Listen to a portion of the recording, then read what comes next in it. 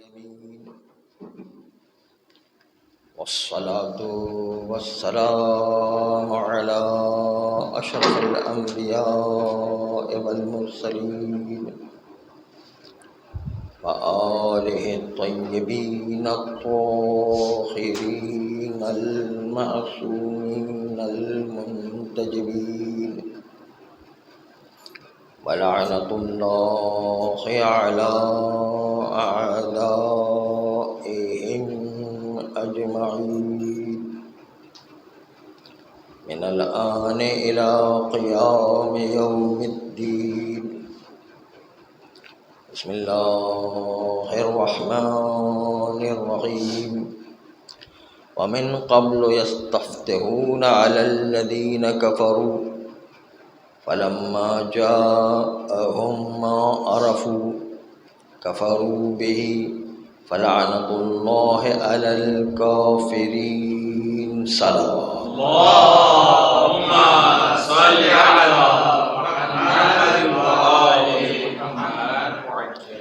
روایتوں میں ڈرایا گیا ہے کہ جس طرح یہودی قوم آخری زمانے کے پیغمبر کے آنے کا بڑا انتظار و دعا کیا کرتی تھی،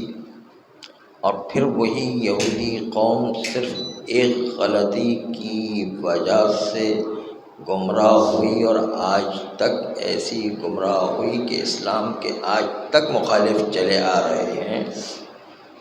تو وہ غلطی امام زمانہ علیہ السلام کو ہم بھی یاد کیا کرتے ہیں، دعا کرتے ہیں کہ ضرور فرمائے ہم سے وہ غلطی نہ ہو جائے جو یہودیوں سے ہوئی۔ وہ غلطی صرف یہ سمجھ رہے تھے یہودی کہ رسول کی مدد کے لیے تلواروں کی ضرورت ہے، سونے چاندی کی ضرورت ہے، مال و دولت کی ضرورت ہے، افرادی طاقت کی ضرورت ہے، پہلوانوں کی ضرورت ہے، اور اس لیے پیغمبر کی مدد کے لیے ساری چیزیں تیار کی، لیکن بنیادی چیز بھول گئے، اور وہ تھی کہ بچوں کی تربیت کرنا، کہ نبی کی محبت تو ان کے دل میں پیدا کریں، نبی کی معرفت تو ان کے دل میں پیدا کریں، اور نسل در نسل یہ چیز چلتی رہنا چاہیے، دین کا جذبہ تو ان میں۔ وہی غلطی ہم اپنے زمانے کے امام کے سلسلے میں نہ کریں کہ ہم اپنے بچوں کو امام کی معرفت نہ دلوائیں، بچوں کے ذہنوں میں محبت امام پیدا نہ کریں، اور بچوں کے ذہن میں امام کیا چاہتے ہیں وہ بیان نہ کریں۔ آغا صافی جو ہے فرمایا کرتے، آغا صافی گلپگانی رحمۃ اللہ علیہ، وہ جو ہے مراجع کرام میں سے ایک تھے، فرماتے تھے کہ اگر کوئی شخص غیبت کے زمانے میں بھی واجبات پر عمل کر رہا ہے اور حرام سے بچ کر زندگی گزار رہا ہے، وہ آج بھی زمانے کے امام کا ساتھی ہے۔ اصل معیار واجبات کی پابندی کرنا ہے اور حرام سے بچنا ہے، گناہوں سے بچ کر جو بھی زندگی گزار رہا ہے وہ امام کا ساتھی ہے، ابھی بھی ہے۔ اس لیے اصل تو امام کا ساتھی ہونا مہم ہے، چاہے امام ظاہر ہو یا ظاہر نہ ہو، یہ اصل بات ہے۔ یہ غلطی ہم میں اپنے بچوں کو تربیت کرنے میں نسلاً بعد نسلاً پیدا نہ ہو جائے۔ چنانچہ آیت اللہ آغائے دستغیب شیرازی فرماتے کہ جس زمانے میں نجف اشرف میں جوانی میں پڑھ رہا تھا، کہ وہاں پر ایک بحث نجف اشرف کے علماء کے درمیان پیدا ہوئی کہ امام علیہ السلام کے ظہور کے لیے 313 افراد کی ضرورت ہے، تو کیا اتنے سارے مجتہدین، مراجع، علماء، عرفاء اور اتنے بڑے بڑے نائب امام، یہ سب کچھ مل کر کے ہزاروں کی تعداد میں موجود ہے، تو کیا امام علیہ السلام کے معیار پر ابھی تک 313 جمع نہیں ہو سکے ہیں؟ یہ بحث علماء سے اٹھی، پھر مجتہدین کے درمیان چلی تو مراجع کرام کے درمیان آئی۔ کسی نے کہا کہ اس کا معیار صحیح معنی میں تو ہم بھی نہیں بتا سکتے کہ کس معیار پر 313 افراد آئیں گے کہ جو زمانے کے امام کو چاہیے، جس کی بنیاد پر زمانے کے امام کا ظہور ہوگا۔ چنانچہ اس سوال میں نجف اشرف میں لوگ حیران و پریشان تھے کہ اس کا معیار کیا نکالے۔ کہ ایک مرتبہ اس زمانے میں ترکیب تھی کہ زمانے کے امام کے علاوہ اس سوال کا کوئی جواب نہیں دے سکتا. اس شبہے کو دور کرنے کے لیے زمانے کے امام سے ملاقات کرنا چاہیے. اور زمانے کا طریقہ یہ تھا کہ مقدس ترین افراد کو انتخاب کیا جاتا اور تین دن تک جو ہے امام کو استغاثہ کیا جاتا تھا، روزہ رکھ کر کے اور تمرین عبادت کر کے جو ہے امام علیہ السلام کو استغاثہ کیا جاتا. چنانچہ نجف اشرف میں سے 40 افراد کو علماء بزرگان نجف اشرف کے مجتہدین مراجع اور عرفا میں سے انتخاب کیا گیا. ان 40 افراد میں سے بھی 5 افراد چنے ہوئے کو افراد کو انتخاب کیا گیا کہ یہ 5 افراد سب سے زیادہ مقدس ترین افراد ہیں. ان 5 افراد میں سے بھی ایک فرد کو جس پر تمام کا اتفاق تھا کہ یہ سب سے مقدس آدمی ہے، اگر یہ فریاد اور استغاثہ کریں گے تو ضرور امام علیہ السلام تشریف لائیں گے اور ہمارے سوال کا جواب دیں گے کہ 313 کا معیار کیا ہے. چنانچہ ان صاحب سے درخواست کی گئی، ٹیم گئی، انہوں نے کہا کہ آپ کو سب نجف کے افراد نے انتخاب کیا، آپ جو ہے امام علیہ السلام کی خدمت میں استغاثہ کریں، کیونکہ 313 کا معیار ہمیں پتہ نہیں چل رہا. امام علیہ السلام سے خود سے پوچھا جائے کہ 313 کا معیار کیا ہے. ایک مرتبہ اس کو تمرین کے لیے 3 دن کے لیے رکھا گیا. اب تمرین میں ویسے بھی وہ عبادت گزار اور بہت ہی پرہیزگار انسان تھے، اسی لیے تو نجف اشرف کے علماء میں سب سے زیادہ مقدس انہیں کو چنا گیا، اگرچہ کہ انہوں نے کہا کہ میں اتنا مقدس نہیں ہوں جتنا آپ سمجھتے ہیں، اس لیے کہ میں جو اپنی حالت کو خود ہی بہتر سمجھتا ہوں. جو مقدس افراد ہوتے ہیں اپنے آپ کو مقدس زیادہ نہیں سمجھا کرتے ہیں، وہ ایک کوالٹی خود ہی ہوا کرتی ہے. لیکن علماء نے کہا کہ نہیں، آپ کو سب نے انتخاب کیا، اس لیے آپ کو ہی یہ استغاثہ اور فریاد کرنا ہوگی. چنانچہ کہا اگر آپ لوگ ذمہ داری سونپتے ہیں تو ٹھیک ہے، میں اس ذمہ داری کو قبول کرتا ہوں. اور یہ ذمہ داری قبول کرنے کے بعد ایک مقام پر ان کو رکھ کر عبادت کے لیے رکھا گیا اور کہا گیا کہ ہم جو باہر بیٹھے ہوئے، جب بھی امام علیہ السلام آپ سے ملنے کے لیے آ جائیں تو اور جو بھی پیغام دیں وہ ہمیں فوراً بتائیے گا، چاہے رات کے 2 بجے ہوں رات کے 3 بجے ہوں، ہم جو ہے اس پیغام کو فوراً سننے کو تیار ہوں گے. اب یہ صاحب پہلے دن روزہ رکھ کر صرف خورما اور پانی سے روزہ رکھا، افطار بھی نمک و گرم پانی سے کیا، اور پھر اسی طریقے سے عبادت کرتے رہے. پھر صبح جو ہے سحری اسی خورما اور پانی سے کیا، اور پھر جو ہے پورا دن عبادت کرتے رہے، اور پھر جو ہے پھر نمک اور پانی سے افطار کھولتے ہوئے گرم پانی سے افطار کیا، اور پھر پوری رات عبادت کرتے رہے. تھوڑا سا آج تیسرا دن تھا اس لیے تھوڑا سا آرام کر لیا، اور کہا کہ آج تو تیسری رات ہے، اس لیے امام علیہ السلام کا ملنا حتمی ہے، کسی طریقے سے میری آنکھ رات کو نہ لگ جائے اس لیے دن میں تھوڑی دیر آرام بھی کر لی. اب رات ہوئی، بہت ہلکا پھلکا افطار کیا، اور اس کے بعد پھر عبادت میں مشغول ہوئے. لیکن آج جو تیسری رات تھی، ویسے تو عبادت گزار تھے، ویسے رات کو جاگا کرتے تھے، لیکن آج پتہ نہیں کیا تھا کہ نیند پر نیند آئی چلی جا رہی. نیند کو روکنے کی کوشش کرے نیند آ رہی، نیند کو روکنے کی کوشش کرے نیند آ رہی، یہاں تک کہ جتنا روک رہے اتنی نیند زیادہ آ رہی، اور وہ سو گئے. آج جو فائنل رات تھی جو امام سے ملنے کی، اسی رات کو سو گئے. اب جو سوئے تو خواب میں دیکھتے ہیں کہ کشتی میں سوار ہے، اور کشتی جو سوار ہے تو ایک جزیرے میں رکتی ہے، اس جزیرے میں اترے. خواب میں دیکھ رہے ہیں آدمی، جزیرے میں اترے،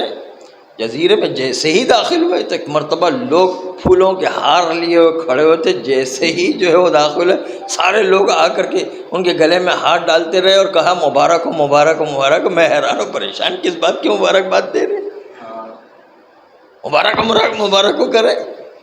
میں نے کہا کس بات کی مبارکباد دے رہے ہیں؟ کہا ہمارے وہاں طریقہ یہ کہ بادشاہ اس کی نرینہ اولاد نہیں ہوا کرتی، مذکر اولاد نہیں ہوا کرتی، تو اس کے بعد جو لڑکی ہوتی ہے اس کی شادی ہم اپنے شہر والوں سے نہیں کرتے، باہر سے جو سب سے پہلے آتا ہے اس سے اس کی شادی بھی کر دیتے ہیں، اور پھر جو آئندہ بننے والا بادشاہ بھی اس کو بنا دیتے ہیں. چنانچہ بادشاہ کا انتقال ہو گیا، ہم انتظار کر رہے تھے کون جو سب سے پہلے شہر سے آتے ہیں، تو چنانچہ آپ سب سے پہلے آئے تو آپ کے گلے پھول کا ہار بھی ڈال رہے اور ساتھ ساتھ جو ہے اب آپ کو مبارکباد دے رہے کہ آپ کی لڑکی سے شادی بھی ہوگی اور آپ کو بادشاہت بھی نصیب ہوئے. نہیں،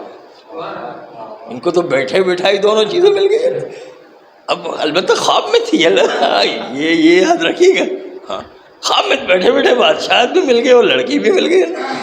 اب تو بڑے خوش ہوئے کہ یہ تو بڑا اچھا کام ہو گیا، ایک دم بیٹھے بیٹھائے جو ہے اتنا اچھا کام ہو گیا کہ بادشاہ بھی بن گیا، جو ہے لڑکی بھی مل گئی. اب حجل عروسی میں داخل ہوئے، یعنی دلہن کے پاس داخل ہوئے. اب جب ہم کسی جگہ ایک واقعہ پڑھ رہے تھے تو وہ صاحب کوئی آ کے پوچھنے لگے حجل عروسی ہوتا کیا ہے؟ تو سب سے اچھا کام ہے وہی بھول گئے. وہ حجل عروسی میں داخل ہوئے، دلہن کے پاس آئے، اور دلہن کے پاس آنے کے بعد ایک مرتبہ دیکھا کیا چند آفتاب، کیا چند ماہتاب، اور کیا خوبصورت کاٹ و نقشہ. اس کی بنیاد پر حیران تھے کہ کیا عظیم جو ہے نعمت پروردگار عالم نے مجھے دے دیا. بیٹھے بٹھائے وہ بھی کچھ کیا نہ کیا، ایک مرتبہ جو ہے اتنی بڑی بڑی نعمتیں مجھے مل گئی. اب خوبصورت لوگوں سے ویسے بھی انسان کو بات کرنے کا زیادہ جی چاہتا ہے، چنانچہ بات کرنا شروع کی. اب 10 منٹ جو گزر گئے تو تھوڑی دیر کے بعد دروازے پر دستک ہوئی، تک تک تک تک. انہوں نے کہا کون؟ کہا امام علیہ السلام نے ظہور فرمایا اور آپ کو یاد کر رہے ہیں. امام علیہ السلام ظہور کیا آپ کو یاد فرما رہے ہیں؟ کہا اچھا میں 10 منٹ میں آتا ہوں. جو ہے امام علیہ السلام کہے کہ ابھی میں آ رہا ہوں، ابھی آ رہا ہوں، 10 منٹ میں آ رہا ہوں. امام علیہ السلام سے 10 منٹ کی مہلت. وہ صاحب چلے گئے. اب پھر جو گفتگو میں محو ہوئے تو ایک مرتبہ بات کرتے ہوئے، وہ بھی حجل عروسی میں دلہن سے بات کرتے ہوئے، جو 10 منٹ گزرتے ہوئے کون سی دیر لگتی، اب جو ہے 10 منٹ تو ایسا لگا کہ ابھی سیکنڈوں میں 10 منٹ گزر گئے. اب جو 10 منٹ گزرے تو پھر 10 منٹ کے بعد پھر دروازے پر دستک ہوئی اور ٹھک ٹھک ہوا. کہا کون؟ کہا آپ سے فرمایا کہ جو ہے امام علیہ السلام نے ظہور فرمایا اور آپ کو یاد کر رہے ہیں، بڑی شدت سے یاد کر رہے ہیں. کہا بس میں امام علیہ السلام کا ابھی آیا بس، یہ کہہ کر جو ہے وہ پھر دوبارہ دلہن سے گفتگو میں محو ہو گئے. اب جو تیسری مرتبہ گفتگو میں محو ہوئے تو پھر جو ہے دستک ہوئے. کہا امام علیہ السلام ہم ناراض ہو رہے ہیں اور آپ کو شدت سے یاد کر رہے ہیں، بلا رہے ہیں، آپ جو ہے آ نہیں رہے ہیں، تو بار بار جو ہے امام علیہ السلام آپ کو یاد کرو، ناراض ہو رہے ہیں. ایک مرتبہ کہا بس امام سے کہو ابھی آ رہا ہوں، بس ابھی آ رہا ہوں. اور یہ کہہ کر ان کے دل میں ایک خیال پیدا ہوا کہ امام علیہ السلام کو کیا اسی وقت آنا تھا؟ امام علیہ السلام کو اسی وقت آنا تھا؟ تھوڑی دیر کے بعد آ جاتے، کچھ آگے پیچھے آ جاتے، ایسے وقت میں آنا تھا امام علیہ السلام کو. بس یہ کہنا تھا، اپنے دل میں یہ بات آنا تھی کہ ایک مرتبہ آنکھ کھل گئی، دیکھا کہ اپنے آپ کو نجس پایا نہیں. اب جو نجس پایا تو وہ دروازہ 3 بجے کھول رہے ہیں، سارے علماء دوڑ کے آئے کہ ہاں امام علیہ السلام سے ملاقات ہو گئی، امام علیہ السلام سے ملاقات ہو گئی. انہوں نے کہا امام علیہ السلام سے تو ملاقات نہیں. کہا پھر تو ساری زحمتوں کا کوئی فائدہ ہی نہیں، کوئی نتیجہ ہی نہیں نکلا، تو پھر کیا فائدہ؟ کہا امام علیہ السلام سے ملاقات نہیں ہوئی لیکن پیغام آ گیا امام کا.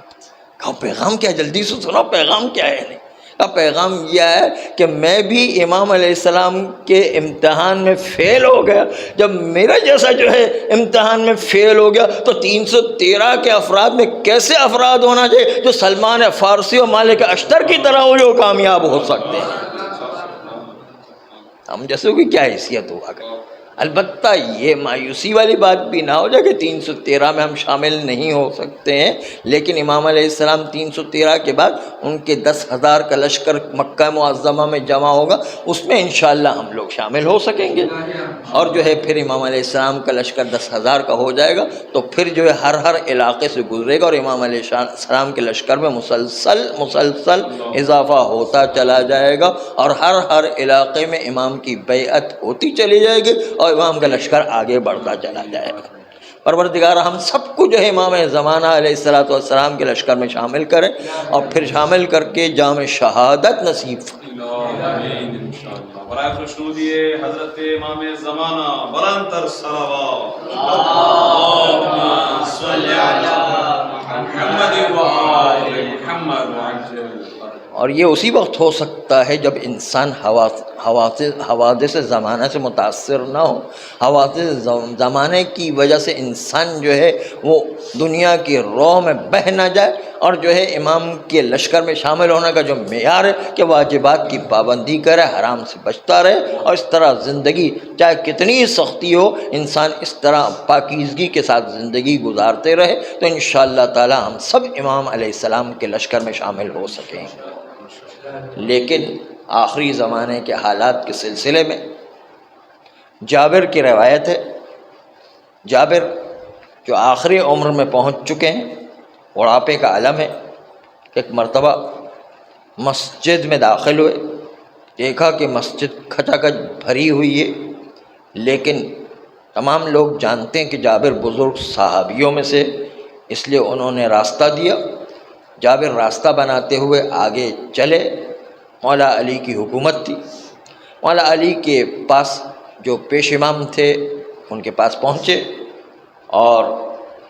مولا علی کے پاس پہنچنے کے بعد کہا یا امیر المومنین، کل رات کو میں نے ایک ایسا خواب دیکھا کہ یہ خواب میری سمجھ میں نہیں آ رہا کہ اس کا کیا مطلب،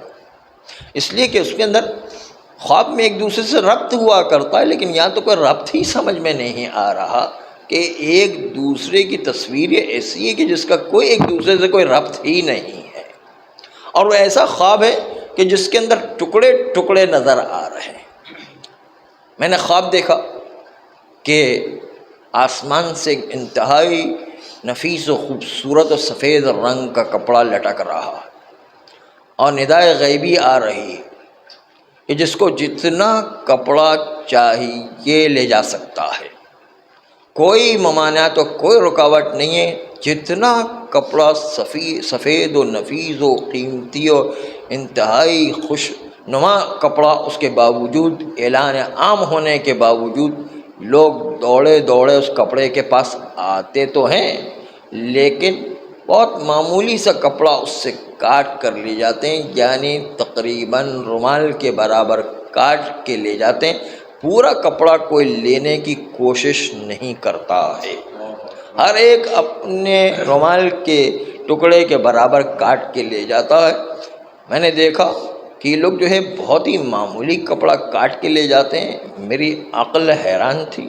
کہ ان لوگوں کو کیا ہو گیا، اتنا نفیس و قیمتی و سفید و خوبصورت کپڑا آسمان سے لٹک رہا ہے، اور اعلان عام ہے کہ جس کو جتنا کپڑا چاہیے وہ لے جا سکتا ہے، جبکہ اس زمانے میں کپڑا بہت قیمتی چیز شمار ہوتا تھا، اس لیے کہ کپڑا ہاتھ سے بنتا تھا، مشینوں سے نہیں بنتا تھا، چنانچہ سونے سے زیادہ قیمتی شمار ہوتا تھا کپڑا، اور اتنا نفیس کپڑا لٹک رہا ہے، اعلان عام ہے کہ جس کو جتنا چاہیے لے جا سکتا ہے، لیکن اس کے باوجود لوگ رومال کے ٹکڑے کے برابر کاٹ کے لے جا رہے ہیں۔ ابھی یہ منظر چل ہی رہا تھا کہ منظر بدلا، میں نے دیکھا کہ دو پنجرے ہیں اور ان سے بڑی خوبصورت چڑیوں کے چہچہانے، پرندوں کے چہچہانے کی بڑی مدھم آواز آ رہی، بڑی خوبصورت اور نغموں والی آواز پرندوں کے چہچہانے کی آ رہی، اور خوبصورت پنجرہ بھی سونے کا بنا ہوا تھا۔ اس خوبصورت پنجرے کے ساتھ ساتھ اس کے اندر سے آنے والی اتنی خوبصورت آواز تھی کہ میرا جی اس کی طرف لپکا، اور میں اس کی طرف بڑھنے لگا، اس کے اندر کشش ایسی تھی کہ اس کی طرف بڑھتا گیا، یہاں تک کہ جب پنجرے کے قریب پہنچا تو دیکھا کہ پنجرے میں کوئی پرندے نام کی چیز ہی نہیں ہے۔ میں حیران و پریشان تھا کہ یہ پنجرہ کیسا پنجرہ، کتنی خوبصورت و نفیس اور اتنی دلکش آواز آ رہی ہے، اس کے باوجود پنجرے میں تو کوئی پرندہ نظر نہیں آ رہا۔ حیران و پریشان کھڑا تھا، ایک مرتبہ منظر بدلا، میں نے دیکھا کہ وہاں پر بڑا نفیس اور خوبصورت تالاب سفید رنگ کے سنگ مرمر سے بنا ہوا، انتہائی نفیس تالاب، انتہائی خوبصورت تالاب ہے کہ جس کی خوبصورتی کی اتنی حد ہے کہ اس کی طرف دل کھنچتا چلا جا رہا ہے، اور اس کی وجہ سے اس کی طرف لپکتا جا رہا ہوں، لیکن جب اس تالاب کے قریب پہنچا تو دیکھا کہ تالاب پانی سے بالکل خالی ہے۔ میں حیران و پریشان تھا کہ تالاب کو تو پانی کے لیے ہی بنایا جاتا ہے، اور پانی اس کے اندر جو ہے اس کے اندر استعمال کرنے کے لیے ہوا کرتا، یہ تالاب کسی مقصد کے لیے تو ہے ہی نہیں۔ اتنا خوبصورت و نفیس تالاب، اتنا قیمتی تالاب، لیکن اس کے اندر پانی جس مقصد کے لیے تالاب کو بنایا جاتا ہے وہ پانی ہی نہیں ہے۔ تو یہ تالاب بنانے کا کیا فائدہ؟ حیران و پریشان دیکھ رہا تھا کہ منظر بدلا۔ میں نے دیکھا کہ دو آدمی ہیں، ایک انتہائی لہیم شہیم اور پہلوان جیسا، اور ایک انتہائی کمزور و لاغر و نحیف و بیمار قسم کا۔ میں حیران و پریشان تھا کہ دو افراد ہیں۔ اب بیمار کی عیادت کے لیے اصول یہ ہے کہ صحت مند آدمی بیمار کی عیادت کے لیے جایا کرتا ہے، صحت مند آدمی کمزور اور پریشان حال کے پاس جایا کرتا۔ لیکن میں نے یہاں دیکھا کہ کمزور آدمی اٹھ کر کے بڑی مشکل سے صحت مند رحیم شہیم و طاقتور انسان کے پاس پہنچتا۔ میں حیران و پریشان تھا کہ یہ الٹی گنگا کیوں بہہ رہی ہے؟ اس لیے کہ جو ہے لہیم شہیم کے پاس، اصل میں جو ہے لہیم شہیم کو اس کمزور آدمی کے پاس آنا چاہیے، بیمار کے پاس عیادت کے لیے آنا چاہیے، اس کے بجائے جو ہے الٹا کیوں جو ہے یہ لہیم شہیم کے پاس بالکل کمزور و بیمار و بالکل نحیف سا آدمی چلا آ رہا، بڑی مشکل سے اس پہلوان اور لمبے تڑنگے آدمی کے پاس پہنچتا ہے۔ میں حیران و پریشان تھا کہ یہ الٹا سلسلہ کیوں چل رہا۔ ابھی تعجب میں کھڑا تھا کہ منظر بدلا۔ دیکھا کہ دو گائے ہیں، ایک انتہائی طاقتور انتہائی صحت مند گائے ہے جس کے تھنوں میں دودھ بھرا تو ہوا ہے، لیکن اتنا شدت سے تھنوں میں دودھ بھرا ہوا ہے کہ اس شدت تھنوں میں دودھ کی سے خود بخود دودھ اس کے تھنوں سے رستا چلا جا رہا ہے، اور نکالنے کی بھی ضرورت نہیں ہے، خود بخود کثرت دودھ کی وجہ سے دودھ بہہ رہا۔ لیکن اس کے بالکل مقابل میں ایک نحیف و کمزور و لاغر گائے ہے جس کے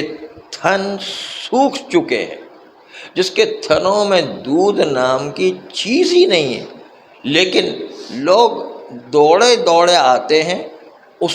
طاقتور و لہیم شہیم گائے کے پاس نہیں آتے، اسی کمزور گائے کے پاس آتے ہیں، اور آنے کے بعد اس کے تھنوں سے، جس کے تھنوں میں دودھ ہے ہی نہیں، اس سے نچوڑ کے دودھ نکالنے کی کوشش کر رہے ہیں۔ اس میں تھنوں میں دودھ ہے ہی نہیں کہ نکلے، لیکن کبھی کبھی بڑی مشکل سے ایک آدھ قطرہ نکل جاتا ہے، لیکن لوگ اسی گائے سے دودھ نکالنے کی کوشش کر رہے ہیں۔ میں حیران و پریشان منظر دیکھ رہا تھا کہ اتنی لہیم شہیم گائے پڑی ہوئی ہے، اس کے تھنوں میں دودھ بھرا ہوا اور رستہ جا رہا، لیکن اس کے قریب کوئی آنے کی کوشش ہی نہیں کر رہا، اور وہ سوکھی اور مریل گائے کے پاس جس کے تھن سوکھ چکے ہیں اسی سے دودھ نکالنے کی کوشش کرتے جا رہے ہیں۔ یہ لوگوں کی عقلوں کو کیا ہو گیا ہے؟ وہ لہیم شہیم گائے سے دودھ نکالنے کے بجائے سوکھی مریل گائے سے دودھ نکالنے کی کوشش کر رہے ہیں۔ ابھی حیران و پریشان کھڑا تھا کہ منظر بدلا۔ میں نے دیکھا کہ عجیب و غریب قسم کے حیوانات اور جانور ہیں، اس لیے کہ جو جانور ہیں وہ دو منہ والے ہیں، دو منہ والے بکریاں بھی، دو منہ والی گائے بھی، اور دو منہ والی بھینس بھی، دو منہ والے جانور ہیں۔ اور وہ دو منہ والے جانور بڑی تیزی سے چارہ کھاتے جا رہے ہیں، اور اتنی تیزی سے کہ گولی کی رفتار سے چارہ کھاتے جا رہے ہیں، اور دونوں منہوں سے کھاتے جا رہے ہیں، لیکن اتنی تیزی سے کھانے کے باوجود ان کا پیٹ ہے کہ بھرنے ہی نہیں پاتا ہے۔ ہم ایک منہ سے تھوڑی دیر کھاتے ہیں تو ہمارا پیٹ بھر جایا کرتا ہے، ہم جو ہے ایک منہ سے اتنا آہستہ آہستہ کھاتے ہیں پھر بھی ہمارا پیٹ بھر جائے، وہ دو منہ سے گولی کی رفتار سے کھا رہے ہیں لیکن اس کے باوجود ان کا پیٹ ہے کہ بھرنے ہی نہیں پاتا۔ کیسا پیٹ ہے؟ میں حیران و پریشان تھا کہ اتنی تیزی کے ساتھ دو دو منہ سے کھا رہے ہیں لیکن ان کا پیٹ ہے کہ بھرنے ہی نہیں پاتا، یہ کیا چکر ہے؟ حیران و پریشان کھڑا تھا کہ منظر بدلا۔ میں نے دیکھا دو حوض ہیں، ایک سونے کا بنا ہوا حوض ہے، دوسرا تانبے کا بنا ہوا حوض ہے، اور ان دونوں کے درمیان ایک آدمی کھڑا ہوا لمبا تڑنگا، اور اس کے ہاتھ میں بالٹی نما کچھ چیز ہے جس سے وہ تانبے کے برتن سے پانی نکال بالٹی نکال کر کے سونے کے تالاب میں ڈالتا جا رہا ہے، اور بڑی تیزی کے ساتھ گولی کی رفتار سے ڈالتا جا رہا ہے، لیکن حیران و پریشان تھا کہ تانبے کے تالاب میں، تانبے کے حوض میں جتنا پانی نکالا جائے وہ ختم ہونے کا نام ہی نہیں لیتا، اور جتنا پانی سونے کے تالاب میں ڈالا جائے، سونے کے تالاب میں گولی کی رفتار سے پانی ڈالا جائے لیکن اس کے باوجود سونے کا تالاب ہے کہ بھرنے ہی نہیں پاتا، اور یہ مسلسل جو ہے پانی نکال کر کے تانبے کے حوض سے مسلسل سونے کے حوض میں ڈالتا چلا جا رہا، لیکن گولی کی رفتار سے ڈالنے کے باوجود نہ اس کا پانی کم ہونے پا رہا نہ اس کا پانی بھرنے پا رہا۔ میں حیران و پریشان تھا کہ کون سے حوض ہیں، اور اتنی تیزی سے نکالنے والا پانی، یہ کون ہے کہ جو اتنی تیزی سے پانی نکال سکتا ہے؟ میں حیران و پریشان منظر دیکھ رہا تھا، اور یہ 7 ٹکڑے جو ہے مجھے خواب میں آئے۔ تو ایک مرتبہ مولا امیر المومنین علیہ السلام نے ارشاد فرمایا، اے جابر، تم نے خواب نہیں دیکھا، تم نے میرے زمانے کے میرے بیٹے القائم کے ظہور کی نشانیاں دیکھی کہ اس کے بعد اگر تم جو ہے یہ نشانیاں دیکھ لو تو سمجھ لو، ہوشیار ہو کر کے بیٹھنا کہ میرے بیٹے القائم مہدی علیہ السلام کا ظہور ہونے والا ہے۔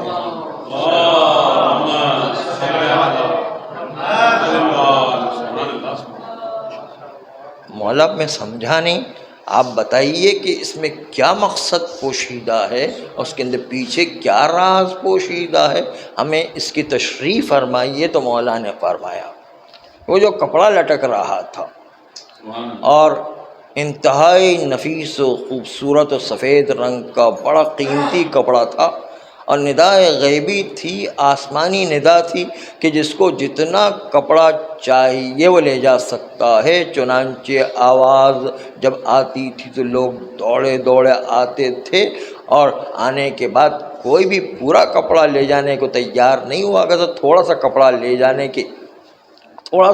جانے کی کوشش کرتا تھا، رومال کے برابر ٹکڑا کاٹ کے لے جایا کرتا۔ وہ در حقیقت جو لٹکنے والا کپڑا، انتہائی نورانی کپڑا، وہ جو انتہائی نفیس و خوبصورت اور قیمتی کپڑا تھا، وہ در حقیقت اسلام تھا، اور عمومی اعلان تھا کہ جس کو جتنا اسلام چاہیے لے جانا ہے لے جاؤ، اور پورا کا پورا اسلام دینے کو تیار تھا پروردگار عالم، لیکن اس کے باوجود لوگ آتے تھے دوڑ کر، اسلام کی نورانیت کو دیکھ کر دوڑ کر تو آتے تھے، لیکن کوئی بھی پورا اسلام لینے کو تیار نہیں تھا، اپنے مقصد کا جو اسلام تھا وہ لینے کو تیار تھا، لیکن دوسروں کے حقوق دینے کے بارے میں جو اسلام تھا وہ دینے کو تیار نہیں تھا۔ یہ پہلی چیز، ہر آدمی اسلام سے اپنے مفادات کی بات کرتا کہ اسلام سے اس کو کیا فائدہ پہنچا، اسلام سے اس کے اوپر جو ذمہ داریاں ہیں وہ ذمہ داریاں ادا کرنے کو تیار نہیں ہوتا۔ آخری زمانے میں حالات ایسے ہو جائیں گے کہ ہر آدمی اسلام سے اپنے لیے ذاتی فوائد تو حاصل کرے گا لیکن کسی کے حق ادا کرنے کو تیار نہیں ہوگا۔ دوسری نشانی یہ تھی کہ دو بہترین خوبصورت سونے کے پنجرے تھے، اور اس سے مدھم اور بڑی خوبصورت پرندوں کے چہچہانے کی آواز آ رہی تھی، اور انتہائی دلکش آواز ہونے کے نتیجے میں میرا دل کھنچتا چلا گیا۔ آہستہ آہستہ جب میں پنجرے کے قریب پہنچا تو دیکھا کہ پنجروں کے اندر پرندے تو بالکل ہی موجود نہیں ہیں، اور بالکل ہی پرندوں کے بغیر پنجروں سے کہاں سے آواز آ رہی ہے، میں تعجب میں کھڑا تھا۔ کہا یہ در حقیقت آخری زمانے کے سیاستدانوں کی حالت ہو جائے کہ ہر سیاستدان دو نعرے لگائے گا ضرور، ایک نعرہ وفا کا کہ ہم سب سے زیادہ وفادار ہیں، دوسرا امانت داری کا کہ ہم سب سے زیادہ امانت دار ہیں، آپ کے حقوق اور آپ کے ووٹ کے سب سے زیادہ امانت دار ہم آپ کے سب سے زیادہ ہمدرد و وفادار ہیں۔ عوام کے درمیان نعرے تو بہت امانت داری و وفاداری کے لگائے جائیں گے، لیکن وہاں پر آپ کو آوازیں بڑی خوبصورت نظر آئیں گے، لیکن اندر سے پنجرے خالی ہوں گے، خالی ظاہری نعرے ہی ہوں گے۔ اس سیاستدانوں کی آخری زمانے میں حالت ہو جائے، کوئی بھی امانت داری و وفاداری پر عمل کرنے والا نظر نہیں آئے گا، ان کے پنجرے اندر سے خالی ہوں گے۔ اور تیسرا کہ انتہائی نفیس و خوبصورت و انتہائی قیمتی و سفید رنگ کے سنگ مرمر سے خوبصورت سا تالاب نظر آ رہا تھا۔ وہ انتہائی خوبصورت تالاب جس کی دلکشی کی وجہ سے دل کھنچتا چلا جا رہا تھا، قریب جا کر دیکھا تو اس تالاب میں پانی ہی نہیں تھا، جس پانی کے لیے ہی تو تالاب کو بنایا جاتا۔ یہ در حقیقت آخری زمانے کے علماء کی حالت ہو جائے گی کہ علماء بہت ہی خوبصورت کپڑے، نفیس کپڑے پہنے ہوئے ہوں گے، بہترین امامہ ابا قبا لگائے ہوں گے، لیکن آخری زمانے کے اندر علماء کی حالت یہ ہوگی، نہ ان کے اندر کوئی علم نام کی چیز ہوگی، نہ ان کے اندر کوئی تقوی نام کی چیز ہوگی، خالی دیکھنے میں ظاہری بڑے خوبصورت نظر آئیں گے۔ چوتھا یہ منظر بدلا، دیکھا کہ دو منہ والے جانور نظر آ رہے ہیں، نہیں اس سے پہلے دو آدمی ہیں کہ ایک لہیم شہیم آدمی ہے اور انتہائی کمزور نحیف و بیمار آدمی۔ لہیم شہیم کو کمزور کی عیادت کے لیے جانا چاہیے، اس کے بجائے کمزور آدمی اٹھ کر کے لہیم و شہیم اور طاقتور آدمی کے پاس جا رہا۔ وہ در حقیقت آخری زمانے میں سرمایہ داروں کی حالت ہو جائے گی۔ سرمایہ دار ان کی عادت یہ ہو جائے گی کہ وہ کہے گا کہ جس کو حقوق شرعیہ لینا ہمارے گھر پر تشریف لائے، ہمارے آفس میں تشریف لائیں، اور اس کے بعد اتنے سارے پروسیجر ڈال کے پورے فارم وام بھروائیں گے، اور اس کے بعد بڑی مشکل سے مستحقین کو کچھ حق نصیب ہوگا۔ بلکہ اصل اسلام نے تو دستور دیا کہ آپ کا خمس و زکوٰۃ و وجوہات شرعیہ واجب ہو جائے تو مستحق تک خود جا کر کے پہنچاؤ۔ خود جا کر پہنچانے کے بجائے اتنا تکبر و غرور سرمایہ دار کریں گے کہ کہیں گے کہ ہم کسی کے محتاج تھوڑی ہیں، وہ جو محتاج ہے وہ ہمارے گھر پر تشریف لائیں، ہم کیوں کسی کے گھر پر جائیں۔ یہ جو ہے امیروں کی حالت ہو جائے، وہ بھی وہ امیر جو حقوق شرعیہ نکالتا ہے، جو حقوق شرعیہ نہیں نکالتا اس کی تو حالت ہی اور پھر آپ دیکھیں گے کہ دو گائے ہیں، منظر بدلا، دیکھا دو گائے ہیں، ایک انتہائی لہیم شہیم طاقتور اور صحت مند گائے جس کے تھنوں سے دودھ رستا جا رہا،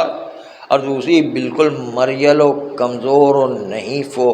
بالکل ہی بیمار قسم کی گائے جس کے تھنوں سے دودھ سوکھ چکا ہے، لیکن لوگ دوڑے دوڑے آتے ہیں، سوکھے ہوئے تھنوں سے دودھ نکالنے کی کوشش کرتے ہیں۔ کوئی بھی پہلوان گائے اور طاقتور گائے کے پاس جس کے تھنوں سے دودھ رس رہا ہے وہاں پر جانے کی کوشش نہیں کرے۔ یہ آخری زمانے میں ٹیکس ڈالنے والوں کی حکومت کی حالت ہو جائے گی۔ حکومت جتنا بھی ٹیکس غریب عوام پر ڈالتا جائے گا، پہلوانوں کو کوئی جو چھیڑے گا نہیں، سرمایہ داروں کو کوئی نہیں چھیڑے گا، کہیں گے اس کو چھیڑا تو ہماری حکومت ہی چلی جائے گی۔ سرمایہ دار لوگوں کو کوئی نہیں چھیڑے گا، وہ بیچارے غریب ہے، اس کو ٹیکس پر ٹیکس، ٹیکس پر ٹیکس، ٹیکس پر ٹیکس، ان کی جو ہے وہ تھن سوکھ چکے ہیں، لیکن پھر بھی تھن میں سے جتنا ہو سکے ایک قطرہ دودھ تو نکلا ہے وہ بھی نکالنے کی کوشش کریں۔ غریب عوام کی حالت بری ہو جائے گی۔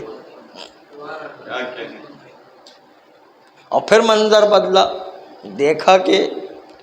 دو منہ والے مسلسل بکریاں، گائے، بھینس دو منہ والے نظر آ رہے، سارے جانور جو دو دو منہ والے، اور وہ بھی عجیب یہ کہ دونوں منہ سے بڑی تیزی کے ساتھ گولی کی رفتار سے کھاتے جا رہے، لیکن اس کے باوجود ان کا پیٹ ہے کہ بھرنے ہی نہیں پاتا۔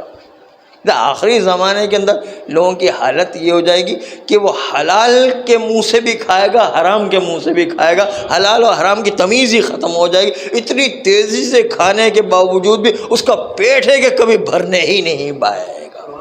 آخری زمانے کی حالت یہ ہو جائے گی، حلال و حرام کی تمیز ہی ختم ہو جائے گی، اور جو ہے حلال و حرام جو ہے ایسا کھائے گا، بڑی تیزی سے کھائے گا، پیٹ ان کا کبھی نہیں بھرے گا۔ یہ جو ہے آخری زمانے کے لوگوں کی حالت ہے۔ اور پھر ساتواں منظر آیا، آخری منظر، جس پہ جو ہے کہا گیا کہ دو سونے اور چاندی کے حوض ہیں، چاندی کے حوض سے مسلسل درمیان میں کھڑا ہوا آدمی بالٹی نما برتن سے مسلسل سونے کے برتن میں پانی ڈالتا جا رہا، لیکن اس کے باوجود یہ کہ تانبے کے برتن میں پانی کم نہیں ہونے پا رہا، اور سونے کے برتن میں، سونا کے جو ہے حوض میں پانی جو ہے وہ بھرنے نہیں پا رہا۔ یہ در حقیقت آخری زمانے کی حالت ہو جائے گی کہ اتنی کثرت کے ساتھ موتیں ہوں گی، اتنی کثرت کے ساتھ موتیں ہوں گی کہ 1/3 آبادی جنگوں کے نتیجے میں ختم ہو جائے گی، اور جنگوں کے بعد اتنے برے آثار پیش آئیں گے کہ کیمیکل بامز استعمال ہوں گے، جس کی وجہ سے زمین غلہ اگانا چھوڑ دے گی، زمین غلہ اگانا چھوڑ دے گی، جس کے نتیجے میں قحط اور بھوک مرا ہوگا، اور ساتھ ساتھ بیماریاں پھوٹ نکلیں گی جنگ کے نتیجے، اور اس کے نتیجے میں 1/3 آبادی اور بھوک کی وجہ سے اور بیماریوں کی وجہ سے ماری جائے گی۔ تو دنیا کی 2/3 آبادی اس جنگ کے نتیجے میں ختم ہو جائے گی، ایک بھوک میں اور قحط میں اور بیماریوں میں، اور ایک تو جنگ کی وجہ سے وہ اتنے خطرناک قسم کے جو ہے ہتھیار استعمال ہوں گے کہ 1/3 آبادی جنگ میں ختم ہو جائے گی، 1/3 آبادی بھوک اور قحط اور جو ہے بیماریوں کی وجہ سے ختم ہو جائے گی۔ چنانچہ 2/3 آبادی ختم ہو جائے گی، اور اس کے نتیجے کے اندر آخری زمانے کو بتایا گیا کہ یہ دو حوض کے درمیان جو کھڑا ہوا آدمی ہے وہ ملک الموت ہے، مسلسل تانبے کے برتن سے لے کر کے چاندی سونے کے برتن میں ڈالتا ہے۔ تانبے کا برتن دنیا ہے اور سونے کا برتن جو ہے وہ آخرت ہے، اٹھا کر کے جو ہے ڈالتا جائے گا، لیکن اس کے باوجود دنیا میں اتنی کثرت کے ساتھ آبادی ہو گئی ہوگی کہ جس کے نتیجے میں اتنی تعداد مرے ہوئے لوگوں کو لے جاتا رہے گا ملک الموت، لیکن اس کے باوجود دنیا کی آبادی پھر بھی بھری کی بھری رہے گی، اور اتنی کثرت سے موتیں واقع ہوں۔ ایک کا نام ہے سرخ موت اور دوسرے کا نام ہے سفید موت۔ سرخ موت جو جنگ کے نتیجے میں مارے جائیں گے، سفید موت جو ٹھنڈی موت ہے وہ قحط اور بیماریوں میں ماری جائے گی، اور اس کے نتیجے کے اندر دنیا کی 2/3 آبادی اس جنگ کے نتیجے میں تباہ ہو جائے۔ آئنسٹائن سے پوچھا گیا کہ آپ بتائیے کہ جنگ عظیم سوم میں کون سے ہتھیار استعمال ہوں گے؟ آئنسٹائن نے کہا میں یہ تو نہیں بتا سکتا ہوں کہ جنگ عظیم سوم میں کون سے ہتھیار استعمال ہوں گے، لیکن یہ بتا سکتا ہوں کہ جنگ عظیم چہارم میں کون سے ہتھیار استعمال ہوں گے۔ انہوں نے کہا یہ تیسوم کا نہیں بتا رہے، چہارم کا بتا رہے، یہ کیا چکر ہے؟ کہا اچھا جنگ عظیم چہارم کا ہی بتا دی۔ کہا جنگ عظیم چہارم میں لوگ پتھر سے جنگ لڑا رہے ہوں، پتھر مار کے جنگ لڑ رہے ہوں۔ کہا وہ کس طرح؟ کہا جنگ عظیم سوم میں اتنے خطرناک ہتھیار بن چکے ہوں گے کہ ایک ہی ہتھیار پوری دنیا پر ماریں گے، پوری دنیا ہی تباہ ہو جائے گی۔ یہ آئنسٹائن کا کہنا، وہ کوئی ہتھیار ہی نہیں رہے گا، پوری دنیا ہی تباہ ہو جائے گی، تو جو لوگ بچ جائیں گے وہ پتھروں سے جنگ کریں گے، اور جو ہے پتھروں کی جنگ ہو جائے گی یعنی۔ تو یہ آئنسٹائن کی پیشن گوئی ہے کہ جنگ عظیم چہاروں میں پتھروں والی جنگ ہوگی یعنی، لیکن جنگ عظیم سے اتنے خطرناک ہتھیار استعمال ہوں گے کہ جس کا ایک ہتھیار پوری دنیا کو تباہ کرنے کے لیے کافی ہے۔ پروردگار اللہ ہم سب کو اس سرخ اور سفید موت سے بچائے، پروردگار ہم سب کی عاقبت خیر سے فرمائے، پروردگار ہم سب کو امام زمانہ علیہ الصلوۃ والسلام کا سچا سپاہی قرار دے دے، ان کے آوان و انصار میں شامل کر کے جامع شہادت نصیب فرما، نسلاً بعد نسل ایسی اولاد عطا فرما جو روز قیامت تک امام زمانہ علیہ الصلوۃ والسلام کے سچے سپاہی قرار پائیں۔ پروردگار حوزات علمیہ کی حفاظت فرما، مراج اعظام کی حفاظت فرما، انقلاب اسلامی ایران و عراق و لبنان و بحرین کی حفاظت فرما، ہم سب کو بھی ایسی زندگی گزارنے کی توفیق عطا فرما جو چاردہ معصومین علیہ الصلوۃ والسلام ہم سے خوشنود و راضی ہو، پروردگار عالم بھی ہم سے راضی و خوشنود ہو جائے۔ ان اللہ و ملائکتہ یصلون علی النبی یا ایھا الذین آمنوا صلوا علیہ وسلموا تسلیما۔